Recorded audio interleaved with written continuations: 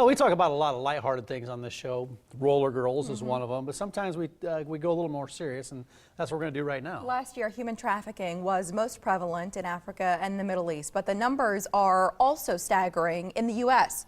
Even social media sites and gaming systems can put kids at risk. Our guests join us from the Set Me Free Project. Stephanie Olson and Cindy Holtein is here. Thanks for stopping by Nice this to meet you morning. both. Good morning. Nice to meet you. We're talking, it's a very serious topic. We're talking human trafficking. And when I think of human trafficking, and tell me if this is what we're talking about here, I think of somebody being abducted, taken somewhere, and held against their will to do things that they don't want to do. Is that what we're talking about? Well, that's a very common perception, and we've seen the movie Taken, and that's what we think of a lot.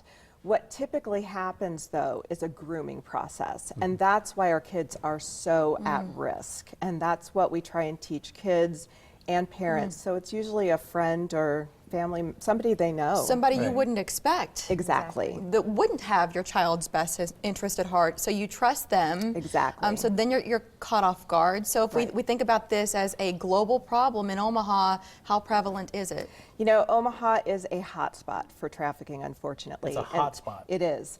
And we think of Omaha as a very safe community, and it is, you know, to some extent, but when it comes to sex trafficking, we see a real huge problem Why? here. What do you point to? Well, some of the problem is that I-80, you know, we're right next to two huge interstate systems, so that makes it a little bit easier for transport and things like that. But I think part of the problem is that we live in a real comfortable place in Omaha.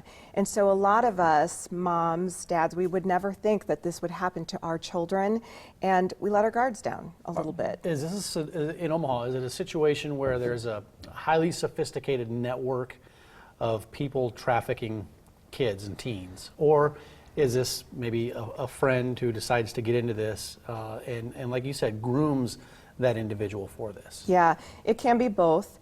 We do see a very big network. It's a huge business. They're good at what they do. Like billions of dollars a year. Billions, actually. Sex trafficking and labor trafficking alone is a $150 billion business. Yeah. Cindy, how do traffickers get to kids? What are some of their tactics that for the parents and grandparents watching now, you say be on the lookout for this?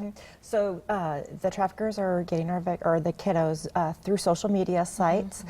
So we do have some rules. When we go into the schools, we have some rules such as you can only have 200, a maximum of 200 friends or followers, and every person that they choose to have a friend or as a follower, they need to know them. They need to be able to put their hand on their shoulder. They need to have that interaction with that contact. Otherwise, they just trust the picture, and the picture isn't always the person. They don't understand that somebody could have saved a random photo online, used it as a profile picture. They're not really your age. They don't really go to that school. That profile, it's a joke. I mean, like they don't understand that it's not real, and so they automatically trust. So how are you saying then to parents to go through with their kids to filter some of that stuff out if they're over 200? Absolutely. If you have to go in with your kids to keep them safe, and it doesn't matter how old they are, we have to be parents. We have to be monitoring everything that they're on, go through their phones, their computers, their iPads, check every app and check every person, because these are our children, and there are predators preying on our children. We want to talk about something important. February 9th, you're going to talk to parents about this. Explain what's happening and how parents can get involved. On February 9th at Westwood Church, they are being very generous in hosting an event for parents.